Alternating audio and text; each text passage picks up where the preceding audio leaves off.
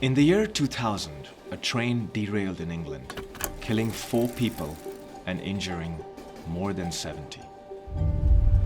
Forensic crash investigators combed the site and established that the locomotive and the coaches were safe, well maintained, and with good structural integrity. The cause of the crash was perhaps harder to spot, but still easy to predict. It was fatigue, caused by countless cycles of high-load impacts between the wheels and the rails, which had over many years developed microscopic cracks in the metal and moved the rails closer and closer to catastrophic structural failure. Understanding fatigue in materials science is essential. By doing so, we can save lives. This is ASU.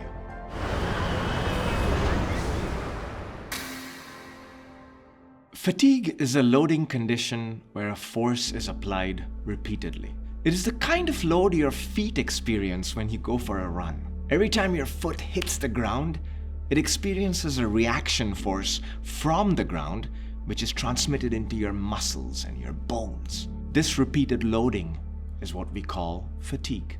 A brisk walk is also fatigue loading, but there are some differences. The rate at which the load is applied and the amount of load itself are both higher when running than when walking. One may say, and I am stretching this analogy to its limit here, that walking is high cycle fatigue and running is low cycle fatigue. But engineering structures are not human bodies. They cannot repair themselves and become stronger. Thus, we need to ensure that a structure can withstand repeated loadings for its entire lifetime before we employ it for its intended use.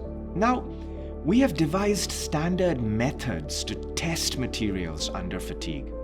And for simplicity, we have divided these methods into 2 broad categories: low cycle and high cycle fatigue, depending on which condition is more akin to the type of fatigue loads that are experienced in reality.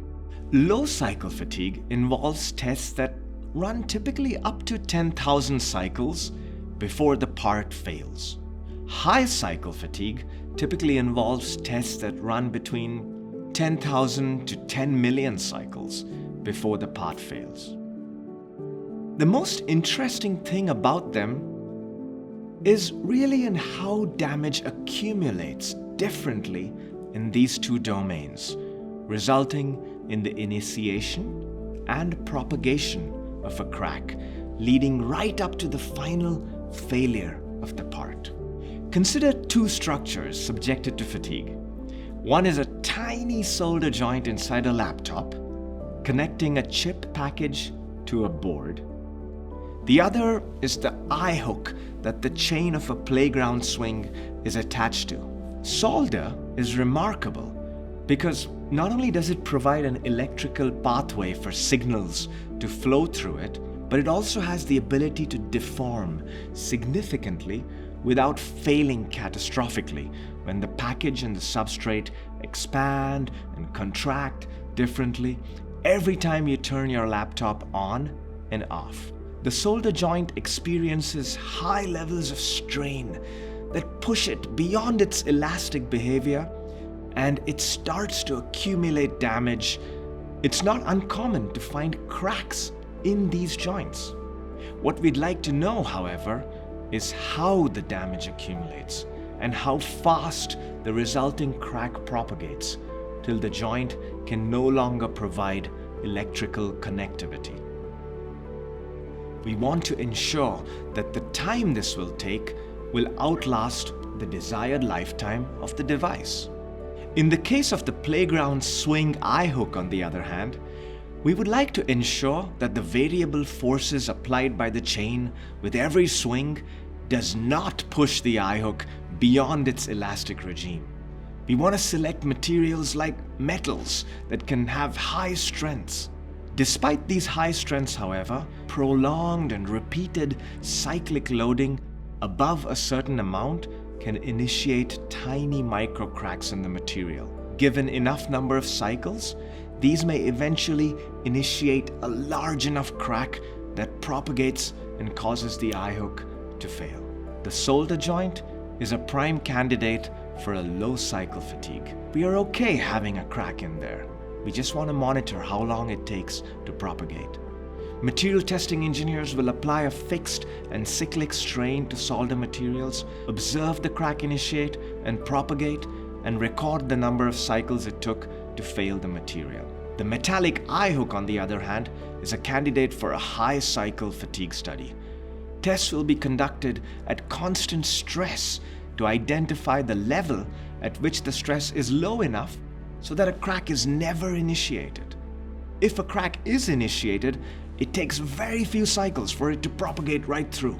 So the goal here for a designer is to ensure that the eye hook is of a material with sufficiently high strength and that it is designed to withstand the highest expected fatigue load while it is in use. Fatigue is a complex topic in material science and mechanical engineering. I will not blame you for being a bit fatigued yourself. Understanding high and low cycle fatigue keeps us all safe.